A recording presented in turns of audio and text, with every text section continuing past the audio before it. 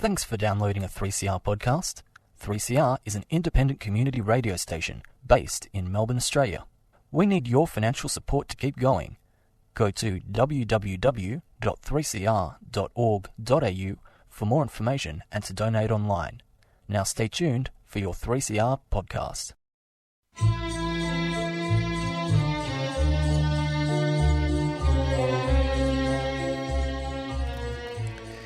Sabah al-Khair, good morning dear listeners. You're listening to Radio 3CR on 855 AM and Palestine Remembered with Robert Martin, Nasser Mashni and Yusuf Ahmed al-Rimawi.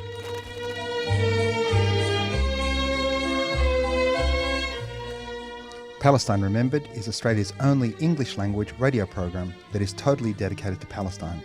We'd like to welcome those listening on 855 and those that will join us on podcast at 3cr.org.au.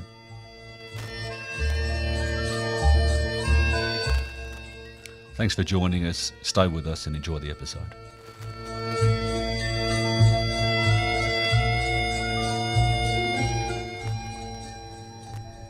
Good morning, listeners. I hope you are enjoying the safety and sanctity of Australia and appreciating what we have on this colonised land, and the safety and security and the opportunity to hug your family and friends and live without the sounds of bombs. The reports coming out of Gaza now are telling us that the bombs are dropping at the rate of 1 every 10 seconds, that tanks have actually breached the border. It's very important. Actually, before I get to that point, I was listening to the radio late yesterday afternoon, and the mainstream media, again reported on the tragedy of 1,400 Israelis being killed and 7,000 Palestinians dying. Language is so very important. The mainstream media continues to obfuscate and minimise the actual reality of life in Gaza and for the Palestinians. Not only for the past 3 weeks, but for 75 years. Palestinians don't just die. They get killed. They get murdered.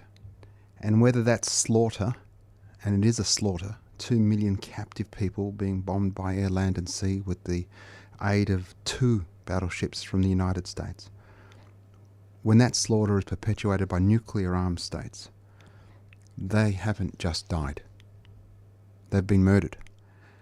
And a country like ours that professes to stand by international human rights law and the rules-based order stands by and just allows it to happen, we all, in some way and to lesser degrees, become complicit.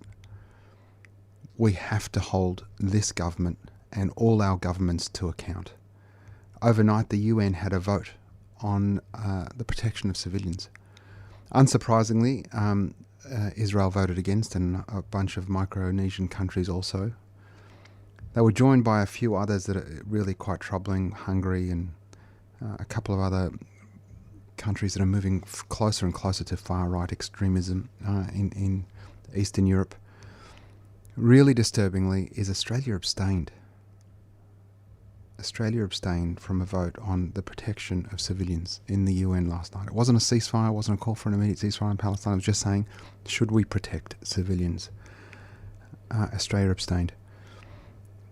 There'll be repercussions, I hope, I expect, particularly in Western Sydney, where there is a heavy Islamic population.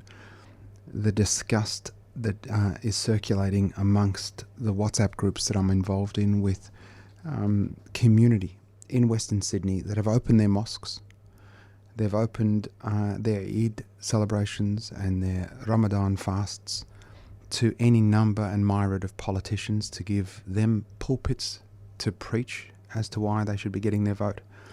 But also in a desperate need, and this is one of the things of migrant communities in their desperate desire to assimilate, that proximity to power actually makes those communities feel like they belong. We belong, Palestinians belong, Australian Palestinians, Muslims, brown people. We have every bit as much right to this colonised dirt as any 7th generation white person. No one belongs here but our Indigenous brothers and sisters, and the rest of us are mere guests.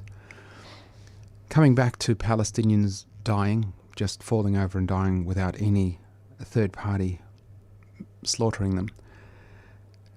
Spaces like this for voices of Palestine are so very, very important. And that's why 3CR is so very important to me personally, but also to so many other people that seek to get an alternative source of news, an unfiltered source of news, the truth, if you will. I don't have many skills how to operate this system. If you looked in here, it's like the Starship Enterprise, but Giselle is here operating it for me, and she's a volunteer, just like everybody else in here. And so a special thanks to Giselle and her show just before ours. But also to the crew in here who, in times like this, you realise who your friends are. And the crew at 3CR, from Juliet and Michaela, Gabrielle, Loretta, Makale, who helped me last week, they've all reached out, texts, calls. I love you all so very much. Thank you, guys. I was listening to Giselle earlier on, and she did say a quick update on the numbers, and I think it's so important that we keep talking about this, because if these were blue-eyed, blonde-haired kids, if Russia when Russia did this to the Ukraine, we were in the streets screaming. This was an outrage. But 7,000 Palestinians, 70% of them children and women, 1.4 million people displaced. They reckon there's up to 2,000 people buried under rubble. There's more than 3,000 epidemic diseases currently going through Gaza kids. This is what they can count. I mean, in 80% of hospitals have now received some form of damage. Epidemic diseases can be as simple as, uncontrollable diarrhea, through to dysentery and all those other horrible waterborne diseases that you might imagine are middle-aged diseases, and you don't expect to happen in the world today. Open sewage now. The water table is saline. There's no desalination. Israel is letting in barely a trickle of aid. A rabbi was on the news, Israeli news, overnight, and he said we would let in aid if there were humans in there, but there's only animals in there. Such is the degradation of what's happening. Communications have been shut down in the past couple of hours. There is no internet, not even 2G now. So God knows what is happening in there, and our prayers are with the Palestinians that are about to feel hell, I imagine. If it hasn't already been hell, this might be the 7th level of hell that is coming. Meanwhile, the West sits back and professes to talk about international law, and I'll have a bit more to say about that a bit later in the show. During the week, though, not to miss an opportunity to allow a propagandist the space to speak and sprout lies, the Israeli ambassador was given the platform of the National Press Club on Wednesday, which is a nationally televised opportunity for dignitaries and leaders and business people to speak to a point. The Israeli ambassador was on to talk about this quote-unquote conflict. Nuclear armed state, 2 million people trapped in an open-air prison. And I think almost undisputably now we can start calling it a concentration camp. 2 million people. He was on there espousing how they were victims. That the 7th of October was in fact the start date. There are 27,200 and something days of Palestinian genocide before the 7th of October.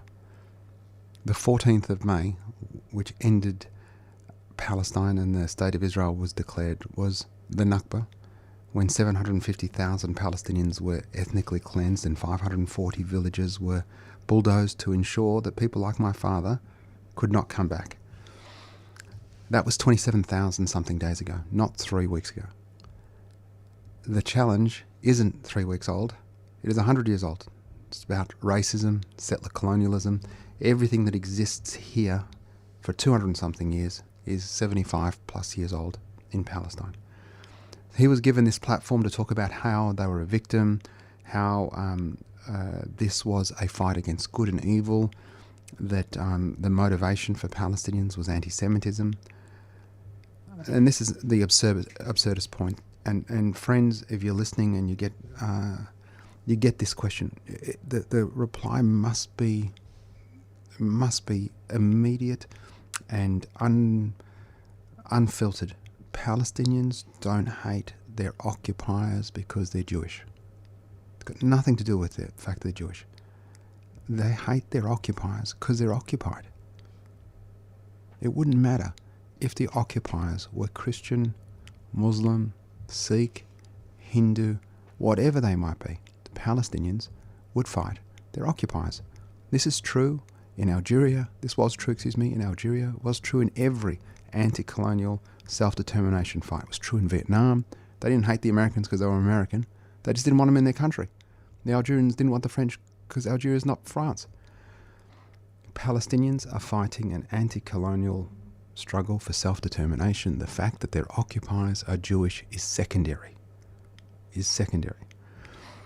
The ambassador was at pains. He got asked a couple of times about the death toll and, at what point would numbers actually mean that Israel might think the job is done, quote unquote, or should they ease up, or would they consider stopping? And he said, don't judge us by numbers, civilian death toll. Don't judge us by the numbers. Judge us by our compliance with international law.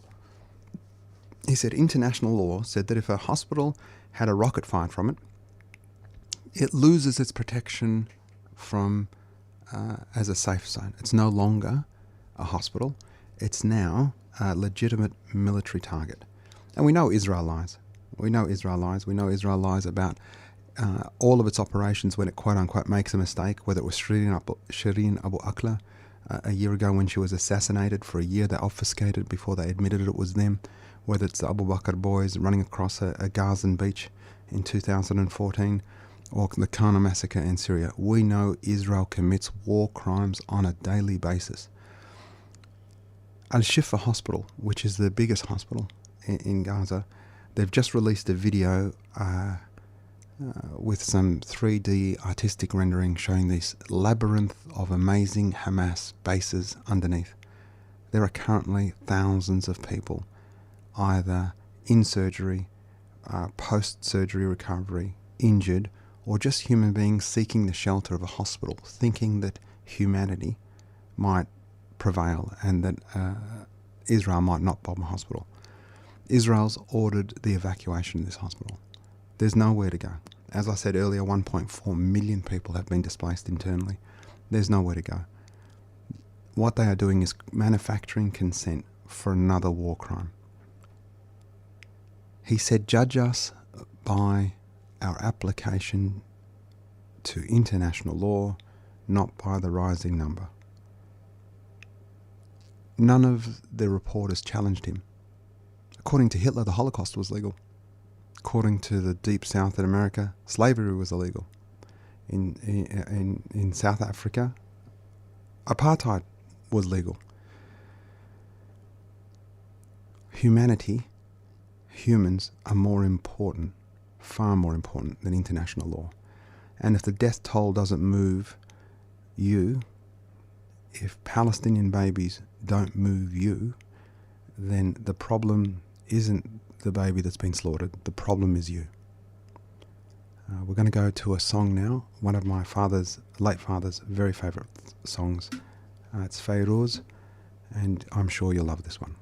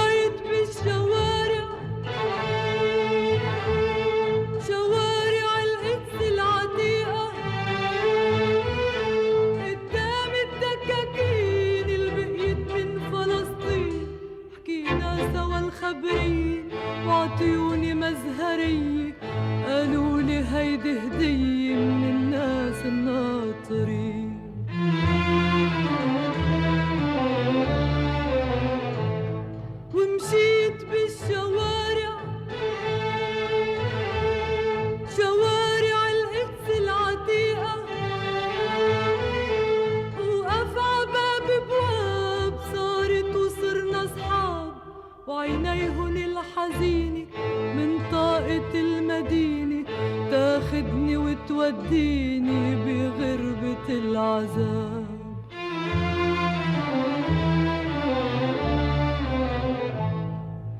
كان في أرض وكان في إيدين عم بتعمر تحت الشمس وتحت الريح، وصار في بيوت وصار في شبابيك عم بتزهر، صار في ولاد وبإيديهن في كتاب، وبلاقي الكل ولاد سال الحقد بفيت البيوت، والإيدين السودا خلعت البواب، وصارت البيوت بلا صحاب، وصارت البيوت بلا صحاب. بينن وبين بيوتن فاصل الشوك والنار، والإيدين السودا عم صرخ بالشوارع، شوارع القدس العتيقة، خلي الغنية تصير عواصف وهدير، يا صوتي ضلك طاير زوبع بهالضماير، خبرهن عاللي صاير بلكي بيوعى الضمير، يا صوتي ضلك طاير زوبع بهالضماير، خبرهن عاللي صاير بلكي بيوعى الضمير، خبرهن عاللي صاير بلكي بيوعى الضمير.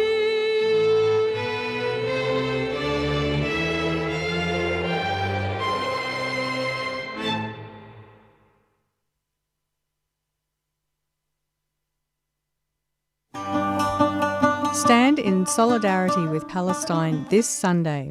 With the most devastating attack ever launched on the people of Gaza, it's time for all of us to stand in solidarity with the Palestinian people. Israel has waged war on the Palestinians for the last 75 years. The Nakba, ethnic cleansing, occupation of the West Bank, East Jerusalem and Gaza. Israel has now imposed a total blockade on Gaza and declared war, stopping food, electricity and fuel and launching an all-out attack. We have to mobilise to show our support for Palestine. 12 p.m, State Library, this Sunday. Rally to demand freedom and justice for Palestine. No war on Gaza. Free Palestine Melbourne is a 3CR supporter.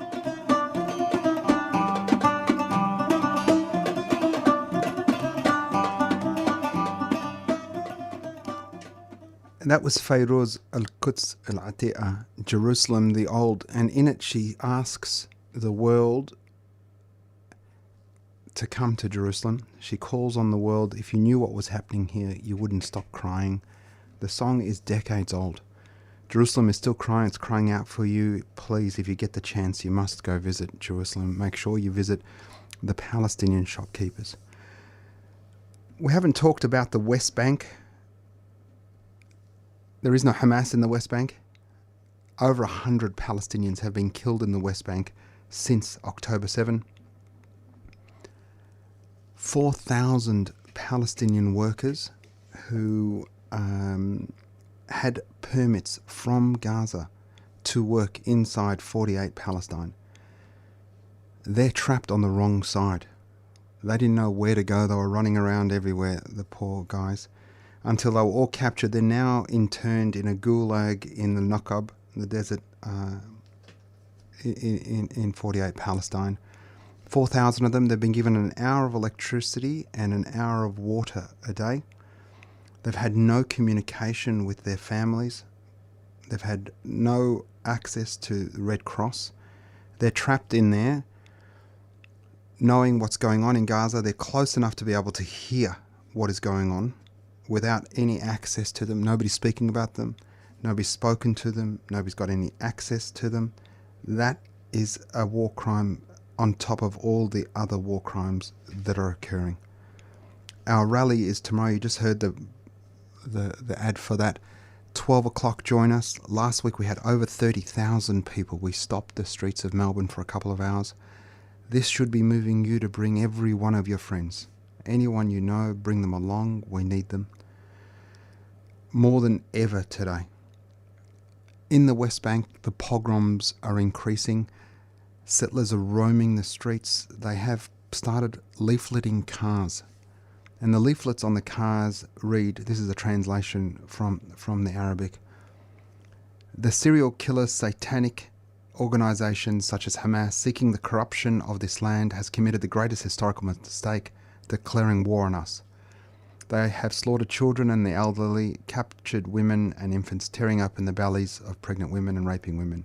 You wanted a catastrophe similar to 1948? By God, the greatest catastrophe is about to descend upon your heads. You have the last chance now to escape to Jordan in an organised manner, after which we will destroy every one of you and expel you from our holy land that God has written for us, and from which He has commanded us not to turn away from, no matter what happens. Grab your luggage and immediately leave from wherever you came from. This has been written in Arabic and has been leafleted all over the West Bank. Years ago, Israel talked about a three-state solution. We should be very clear in the first instance, Zionism has always wanted one thing, and that is all of the land of historic Palestine to be a democracy and to be Jewish.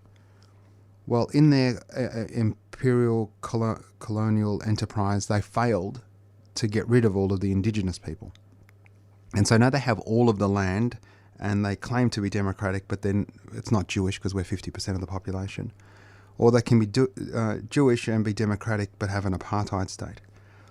What they're planning to do, and there's much talk about this, and I sincerely hope they're wrong. At the moment, Egypt, Sisi is pushing back and saying, no, I won't accept Palestinians into the Sinai, but I don't know how long he'll hold that up for.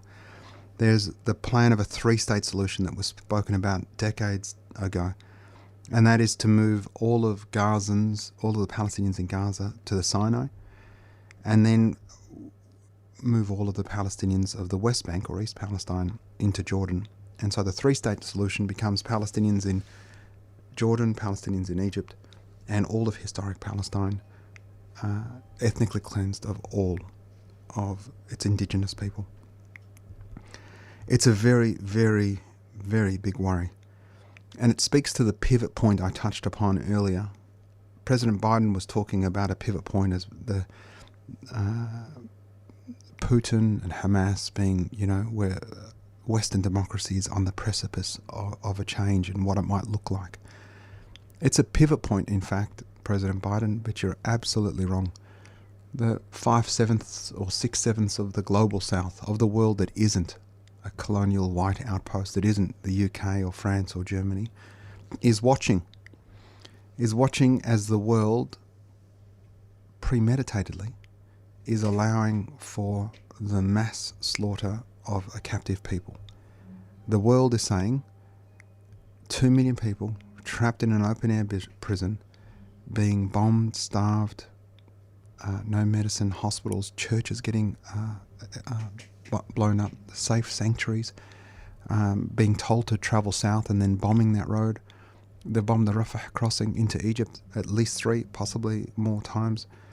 The world is watching this and going, you espouse democratic values, international humanitarian law, UN, all of these wonderful things, and yet you're doing this.